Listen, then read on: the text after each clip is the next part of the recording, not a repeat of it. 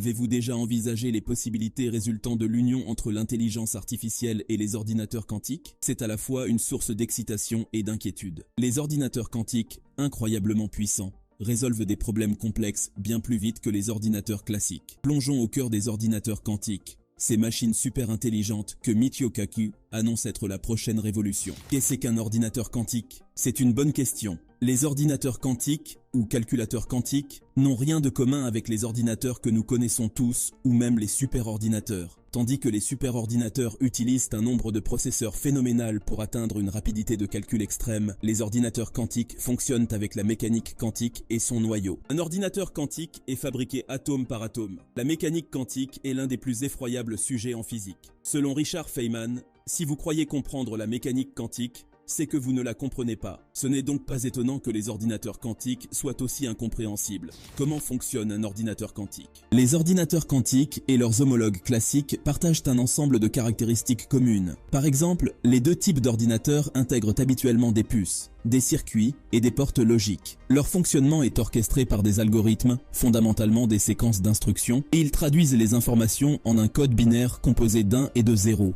Ces deux catégories d'ordinateurs recourent à des éléments matériels pour encoder ces 1 et ces 0. Dans les ordinateurs classiques, ces éléments transmettent des bits, unités binaires, en utilisant deux états distincts. Par exemple, un courant est soit actif, soit inactif, ou encore un aimant est orienté soit vers le haut, soit vers le bas. Les ordinateurs quantiques font usage de qubits, ou bits quantiques, qui traitent l'information d'une manière radicalement différente. Contrairement aux bits classiques, qui ne peuvent représenter que 0 ou 1, un qubit peut occuper simultanément une superposition de ces deux états jusqu'à ce qu'ils soient mesurés. Autrement dit, le bit est 0 ou 1, le qubit est 0, 1 ou les deux en même temps. De surcroît, les états de plusieurs qubits peuvent être entremêlés, ce qui implique qu'ils sont intrinsèquement connectés ou quantiquement liés les uns aux autres. La superposition et l'entrelacement confèrent aux ordinateurs quantiques des capacités inexplorées dans le domaine de l'informatique classique. Les qubits peuvent être créés en manipulant des atomes, des ions chargés électriquement, tels que des ions ou des électrons. De plus, il est possible de les générer par le biais de la nano-ingénierie d'atomes artificiels, comme les circuits de qubits supraconducteurs, en recourant à une technique d'impression nommée lithographie. Ainsi, selon la théorie, si le nombre de qubits équivaut au nombre de bits, les qubits auraient la capacité de stocker 2 fois plus d'informations. Pour illustrer, si un ordinateur contient X qubits, il pourrait générer 2 exposants X états distincts. En somme, cela signifie que l'ordinateur serait capable de traiter une quantité plus importante d'informations que ce que les bits traditionnels permettent, entraînant ainsi une accélération exponentielle des performances de la machine. L'histoire de l'ordinateur quantique. L'idée d'informatique quantique a commencé à prendre de l'importance au début des années 1980, lorsque des chercheurs ont commencé à explorer comment la mécanique quantique pourrait améliorer les capacités de calcul. Cependant, c'est vraiment Richard Feynman qui a été à l'origine de l'étincelle de l'informatique quantique. En 1981, au MIT, il a lancé un défi palpitant. Les ordinateurs classiques se heurtent à des obstacles lorsqu'ils tentent de simuler intelligemment l'évolution des systèmes quantiques. Pour surmonter ce problème, il a jeté les bases d'un ordinateur quantique élémentaire capable de jongler avec ces simulations complexes. Dans cette démarche, il a soulevé la possibilité de surpasser considérablement les capacités des ordinateurs classiques. Pourtant, il a fallu plus de 10 ans avant qu'un super algorithme ne soit inventé pour transformer la vision de l'informatique quantique. L'étonnant algorithme de Shor. En 1994, Peter Shor a mis au point cet algorithme novateur qui a conféré aux ordinateurs quantiques la capacité de factoriser des nombres considérables de manière exponentiellement plus performante que la meilleure méthode classique opérant sur les machines traditionnelles. L'algorithme classique, quant à lui, demande des millions d'années pour décomposer des nombres à 300 chiffres. Théoriquement, l'algorithme de Shor a la capacité de déjouer bon nombre de systèmes de cryptage en usage aujourd'hui. L'idée que les cryptosystèmes puissent être décryptés en quelques heures, au lieu de millions d'années grâce aux ordinateurs quantiques, a allumé la flamme de l'intérêt pour l'informatique quantique et les possibilités qu'elle offre. Les premières années du XXIe siècle ont été le théâtre d'une compétition acharnée entre chercheurs, leaders technologiques et jeunes entreprises pour concrétiser des ordinateurs quantiques fonctionnels.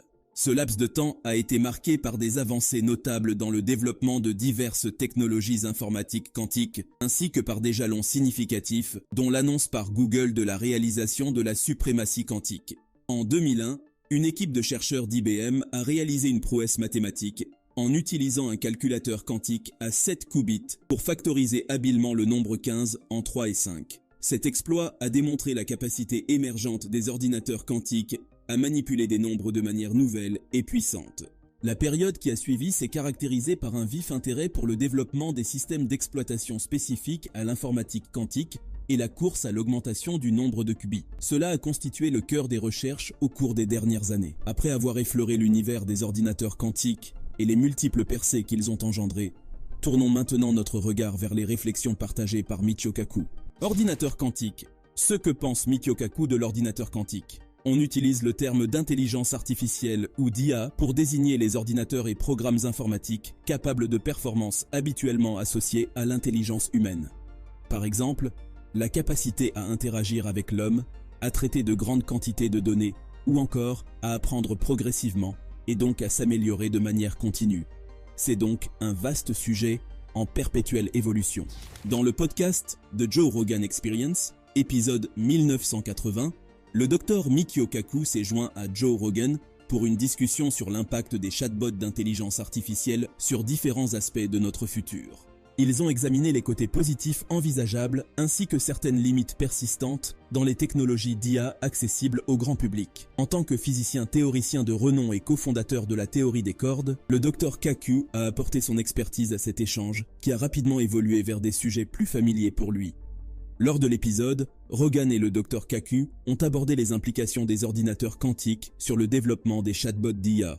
Rogan a soulevé une question intrigante. Si l'informatique quantique entre en jeu dans le domaine de l'IA, quels en seront les résultats?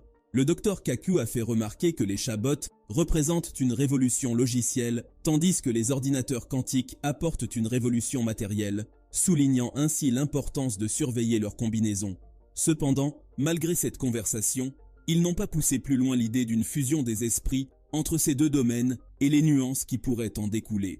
Néanmoins, vers la fin de l'épisode, le Dr Kaku a abordé la capacité potentielle des ordinateurs quantiques à distinguer le vrai du faux en ce qui concerne les compétences génératives des systèmes d'IA. Cela pourrait se révéler être une énorme révolution pour le monde. L'informatique quantique peut être transformatrice ou tragique, selon l'utilisateur. La principale préoccupation du Dr Michio Kaku concernant la technologie de l'IA ne réside pas dans les limites ou les capacités des systèmes d'IA eux-mêmes. Il est plutôt préoccupé par les douleurs de croissance qui peuvent survenir avec la combinaison de ces ordinateurs plus puissants. Le danger réside dans le contrôle des capacités de vérification des faits de ces systèmes, estime le Dr Kaku, et cela semble très précis. Les gouvernements du monde entier s'intéressent de plus en plus à la gestion des faits narratifs et à la suppression des voix dissidentes. Cela se manifeste à tous les niveaux de gouvernance et n'est pas un phénomène nouveau. Mais avec Internet, la communication et la diffusion de l'information sont beaucoup plus rapides, et elle peut être utilisée de manière beaucoup plus efficace comme arme. La construction de technologies informatiques responsables peut libérer tout le potentiel d'un système d'IA, ou bien le maîtriser comme une arme de désinformation et de contrôle à grande échelle. C'est le futur potentiel que le Dr Kaku envisage, si l'humanité ne parvient pas à se rassembler autour d'une vision positive, pour faire progresser continuellement la technologie dans ce domaine. Il imagine l'informatique quantique comme un grand améliorateur de la condition humaine. Le Dr Kaku note que s'il existe une vie avancée quelque part dans la galaxie, elle a presque certainement perfectionné l'utilisation des ordinateurs quantiques pour franchir le gigantesque bond technologique qui reste encore à accomplir pour l'humanité. Cependant, si de sinistres motifs sous-tendent leur utilisation, la fusion du traitement quantique et de l'IA pourrait représenter plus de danger que d'aube pour l'avenir de l'humanité. En résumé, l'association de l'IA et des ordinateurs quantiques pourrait donner naissance à des avancées technologiques majeures, en accélérant la résolution de problèmes complexes, en améliorant la sécurité, en stimulant la recherche scientifique et en transformant fondamentalement notre compréhension de l'informatique. Cependant, il est important de noter que de nombreux défis techniques doivent être surmontés avant que ces scénarios ne deviennent réalité à grande échelle. Cette vidéo touche ainsi à sa fin. Nous aimerions entendre vos réflexions sur le monde des ordinateurs quantiques et la dimension monumentale que ces technologies révolutionnaires peuvent apporter à l'humanité. Votre point de vue compte, alors partagez-le dans la section des commentaires. Si vous appréciez la vidéo, faites-le nous savoir en cliquant sur le bouton j'aime. Et n'oubliez pas d'activer la cloche de notification afin de rester informé dès la sortie de nos prochaines vidéos palpitantes. Merci et